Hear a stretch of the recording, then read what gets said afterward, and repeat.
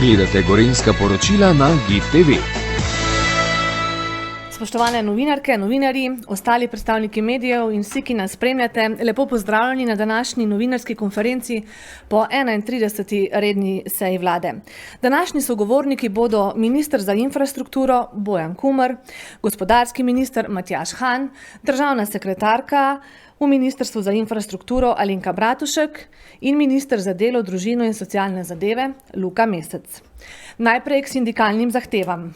Vlada je ob upoštevanju dogovora podpisanega 9. januarja 2023 v postopku razreševanja stavkovnih zahtev Sindikata vzgoje, izobraževanja, znanosti in kulture Slovenije sprejela izhodišča za pogajanja za sklenitev aneksa k kolektivni pogodbi za dejavnost vzgoje in izobraževanja ter izhodišča za pogajanje za sklenitev aneksa k kolektivni pogodbi za raziskovalno dejavnost. In še druga sindikalna zahteva. Poleg tega se je vlada seznanila tudi s sporazumom o rešitvi stavkovnih zahtev Fidesa in za podpis sporazuma pooblastila Danijela Bešiča Loredana, ministra za zdravje. V sporazumu vlada izjavlja, da za nevzdržne razmere v javnem zdravstvenem sistemu niso odgovorni zdravniki. Obstoja kakršnokoli obliko nasilja nad zdravniki in drugimi zdravstvenimi delavci. Se zavezuje, da bo priznala in vključila zdravnike in zobozdravnike, nosilce zdravstvene dejavnosti prek predstavnikov zdravniških organizacij, vključno Fidesa, kot enakopravne partnerje pri reformi in oblikovanju dostopnega in kvalitetnega javnega zdravstvenega sistema. Druga stavkovna zahteva se sporazumno reši v skladu z naslednjo časovnico. 25.1. letos bo prvo srečanje pogajalskih skupin. Cilj je, da vlada do 1. aprila letos oblikuje ločen plačni zdravstveni steber v okviru plačnega sistema javnega sektorja. Vlada bo zakonski predlog vložila v zakonodajni postopek do 30. junija letos. Če se vsebine dogovorjenega ločenega plačnega zdravstvenega sistema ne implementirajo do 1.1.2024, se vlada zavezuje, da se v ločenih pogajanjih s Fidesom odpravijo plačna nesorazmerja v plačni podskupini E1. Nove uvrstitve v plačne razrede začnejo veljati s 1.1.2024. Vse ostale zahteve se naslovijo v ločenem plačnem zdravstvenem stebru. Toliko za zdaj pa vabim k besedi ministra za infrastrukturo Bojana Kumra. Vlada je namreč sprejela uredbo o določitvi nadomestila dobaviteljem električne energije in zemeljskega plina ter novelo uredbe o določitvi cene električne energije za mikro, mala in srednja podjetja. Izvolite, minister.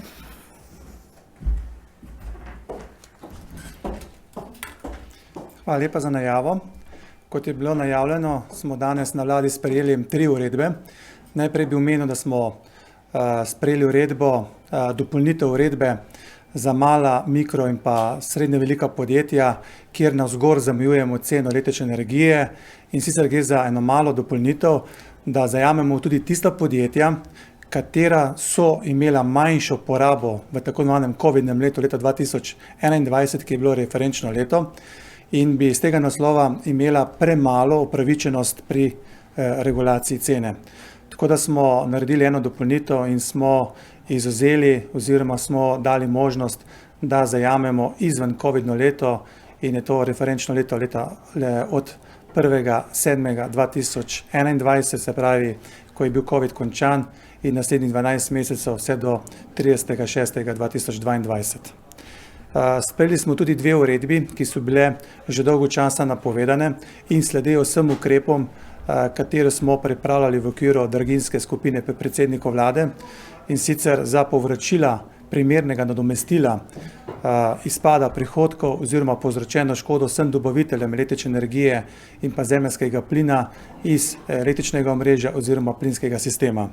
Gre za 2 uredbi, ena za povračilo nadomestilo za izpad in povzročeno škodo dobaviteljem električne energije in pa druga uredba, ki obravnava izpad oziroma nadomestilo za dobavitelje iz plinskega sistema oziroma dobavitelje zemeljskega plina. S tema 2 uredbama dejansko naslavljamo draginjsko skupino, draginjske ukrepe in dobaviteljem, kompenziramo, ker morajo prodajati po najvišji zamejeni ceni, tako pri električni energiji kot pri zemeljskem plinu. In dejansko določamo tudi organ, ki bo to delal, to je Borzen, organizator trga, določamo merila, določamo način izplačila, določamo ukrepe, določamo postopek, kakšen bo trajal dejansko celo leto 2023 in pa seveda tudi kriterije upravičenosti posameznega dobavitelja do izplačila nadomestil.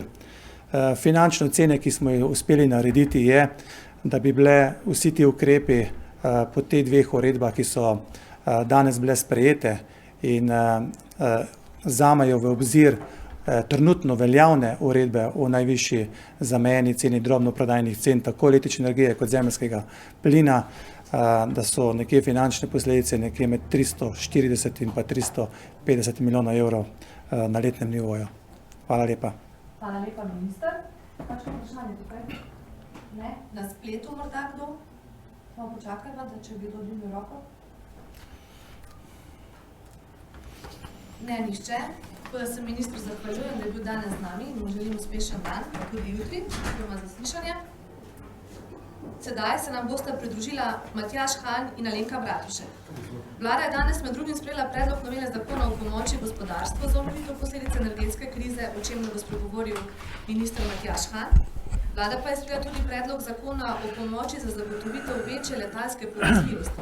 Predstavila ga bo državna sekretarka na Ministrstvu za infrastrukturo Alenka Bratušek. Izvolite, gospod Han.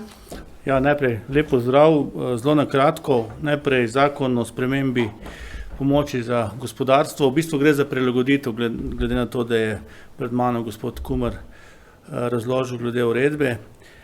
Mi smo seveda v letu 2022 sprejeli ta zakon o pomoči za gospodarstvo za omilitev posledic energetske krize, kjer vsi poznamo, kakšne so bile omejitve oziroma na kakšen način smo pomagali gospodarstvu. Potem pa je vlada v decembru, konc leta, se pravi 30.12. sprejela uredbo o določitvi cen električne energije za mikro, mala in srednja podjetja. S tem smo seveda na nek način administrativno in tudi drugače pomagali mikro, malim, srednjim podjetjem. Ta regulacija cene bo trajala do 30.6. in zato, ker bo regulacija do 30.6. smo mogli izvzeti, da se ta podjetja ne bodo prijavljala na v bistvu ta naš zakon na Spirit. S tem smo seveda na nek način poenostavili zadeve in tudi naše gospodarstvo naredili bistveno bolj konkurenčno. To je tudi vse, moram pa reči, da je seveda iz tega izvzet zemeljski plin in pa tehnološka para, se pravi, če pa se bodo potrebovali subvencijo za zemeljski plin, pa se bodo lahko za ta podjetja prijavila na naš Spirit. To je glede tega zakona, glede zakona o letalski povezljivosti, pa gre za, po moje, za zelo, zelo pomemben zakon, ki smo ga seveda skupaj ustvarjali, če temu tako lahko rečem, z Ministrstvom za infrastrukturo, predvsem za gospo Bratuškovo. Na nek način smo zagotovili vir financiranja za letalske povezave v Sloveniji za dobo 3 let. Vi veste, da je to za Slovenijo vitalnega pomena, da bo Slovenija na nek način dobro vključena v vse te globalne tokove in zato potrebujemo letalsko povezavo. Slovenija je izvozno naravnano gospodarstvo, imamo visok kakovostni turizem in zato potrebujemo dobre letalske zveze. Po propadu Adrie Airways žal smo na nek način padli v situacijo, ko ni najbolj dobra za Slovenijo, zato si pomagamo na takšen način. V bistvu cilj je boljša povezljivost Slovenije z na nek način temi letalskimi z letali. Kaj več pa bo povedala še državna sekretarka. Hvala, minister. Jaz bi dala samo to, ja, povezljivost Slovenije se je v zadnjih 2 ali pa 3 letih zelo poslabšala in naš cilj tukaj je interventno zagotoviti boljšo povezljivost. MZI in MGRT bomo skupaj v nadaljevanju določili tiste destinacije, ki so za Slovenijo ključne. Naša finančna ocena, ki znaša 5,6 milijona evrov letno, temelji na tem, da smo predvidevali, da bi za 200, mislim, da 255 dni v letu zagotovili 10 letalskih povezav na dan. Tako pridemo do takega zneska, oziroma še to, med 120 do 130 potniki na avion in 17 evrov po potniku. Seveda mora na to, ker gre za državno pomoč, soglasje dati še Evropska komisija, zakon je Evropski komisiji že bil posredovan. Hitimo pa zato tudi nujni postopek, za kar se lahko na nek način že vnaprej malo opravičim. Hitimo zato, ker želimo ujeti poletno sezono, ki se začne konec marca, in seveda zakon se mora sprejeti, razpis mora biti objavljen, ga je treba pogledati in, kot sem rekla, pred dodelitvijo kakršnega koli evra bomo morali dobiti soglasje Evropske komisije.